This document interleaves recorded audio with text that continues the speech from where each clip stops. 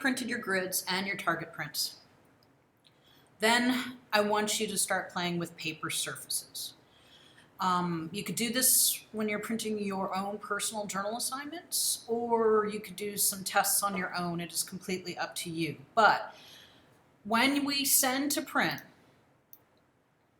as we know now from doing all your target prints, and we go into print settings, we show details. In your color matching, the printer can match for you, or as you know, we can go into color sync and choose different profiles for our different papers. So I would like you to experiment with these different papers through color sync, but also with your Canon color matching. When you go down here to media, quality and media, everything that you printed so far, we've been doing on your photo paper plus glossy. But we have platinum, we have, I don't know if we have luster. We might have luster. I know we have semi-gloss, I know we have matte. We don't have these two. But we have all of these papers available, and each one of these is a profile as well.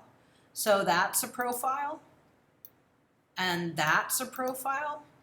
Even with just using color matching, Canon color matching, they're gonna look different because the printer says, is knowing, oh, okay, this paper is gonna absorb more. It doesn't have a glossy shine, it's a matte.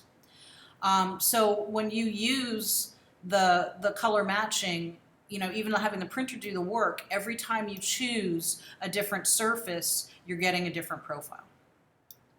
And especially if you use your color sync, as we know from doing the profiles, and you choose your papers here, and here we even have canvas, and here we even have, you know, well, we have Pro Platinum, which we already talked about, but we have heavyweight fine art papers here too.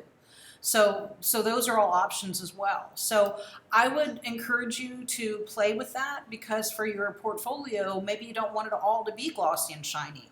You know, I chose Jen's image here for fun. You know, maybe she doesn't want this shiny and bright because it's got this mottled texture in the background. Maybe she wants it to be on a semi-gloss surface, or even a matte surface. Maybe she wants it to be softer and not be, you know, that harsh plasticky feel. So I would encourage you all either, you know, do some test prints of your own. You could just do your target prints again on different paper surfaces, or you could print your journal assignments depending on your image.